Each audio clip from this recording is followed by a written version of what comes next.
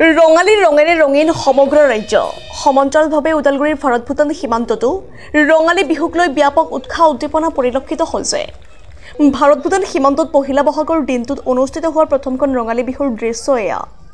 ওদালগুৰিৰ ভাৰত ভূটান সীমান্তৰ ২ নম্বৰ সোণাজুলিত অনুষ্ঠিত ২৭ সংখ্যক সমবায় আঞ্চলিক ৰঙালী বিহুৰ ৰঙা ফিতা কাটি বিহুতলী উদ্বোধন কৰে বিটিআৰ EM সঞ্জিত তাঁতীয়ে। ৰাজ্যৰ বিভিন্ন প্ৰান্তৰ বিহুদলসমূহে ভাগ লয়। অঞ্চলটোত অনুষ্ঠিত পহিলা বহাগৰ দিনটোত ৰঙালী বিহু উপভোগ কৰিবলৈ বিভিন্ন জাতি জনগোষ্ঠীৰ লোকেৰে ভৰি পৰে বিহুতলী। নিউজ ডেস্ক ৰিপৰ্ট ইছা 24/7।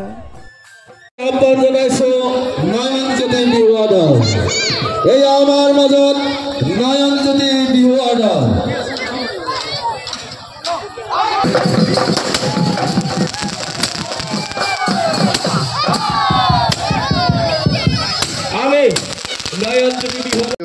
পহিলা বহাগৰ এই ১ তাৰিখে আমি আজি ২৭ বছৰ ধৰি পাতি আছোঁ।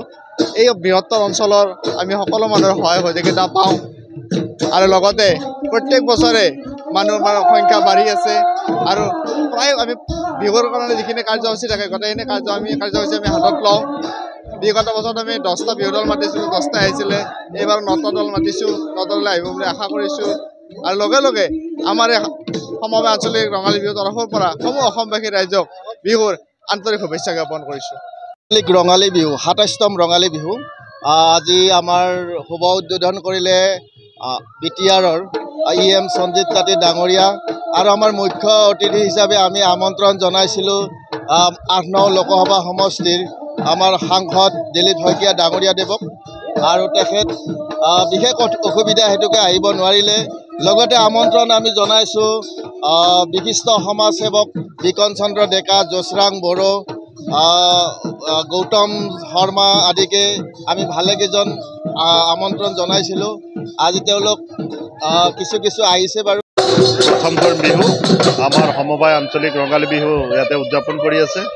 গতিকে এই চেগতে মই সমূহ অসমবাসী ৰাইজৰ অসমীয়াৰ যি স্বাভিমান, অসমীয়াৰ যি আয়োগ ৰেখা বাপতি সাহোন ৰঙালী বিহুৰ শুভেচ্ছা জ্ঞাপন কৰিছোঁ। সকলোৰ মাজত মিলাপ্ৰীতি ভাতৃত্ববোধ বজি থাকক আৰু সকলোৱে মিলাপ্ৰীতিৰে গোটেই অসমতে ৰঙালী বিহু উদযাপন কৰক। মই বিশেষভাৱে এটা আহ্বান কৰিব বিচাৰিছোঁ। আমি ক্ৰমাৎ বিহু অনুষ্ঠানবিলাকত দেখা পাওঁ যে ক্ৰমাৎ যেতিয়া ৰাতি হয় তেতিয়া যিমানে ৰাতি হৈ থাকিব ইমানে এচাম যুৱকে যিসকলে অলপ মদ্যপান কৰি ফালে বা নিচাযুক্ত কিবা গ্ৰহণ কৰি ফালে আহি পৰিৱেশটো নষ্ট কৰিব বিচাৰে। গতিকে আমাৰ এই পৰম্পৰা, জাতীয় পৰম্পৰা, আমাৰ স্বাভিমান আৰু এই অনুষ্ঠানবিলাকত আমাৰ আই মাতৃৰ পৰা ঘৰৰ পৰিয়ালৰ সকলোৱে আহে। তো এনেকৈ পৰিৱেশ এটা আমি কেনেকৈ নষ্ট কৰিব পাৰোঁ বা আমি বিনষ্ট কেনেকৈ কৰিব পাৰোঁ, সেইকাৰণে মই আহ্বান জনাইছোঁ যাতে তেখেতসকলে কমচে কম এই জাতিৰ যি স্বাভিমানত আঘাত নাহানে আৰু এই অসামাজিক কিছুমান কামৰ পৰা বিৰত হৈ থাকে।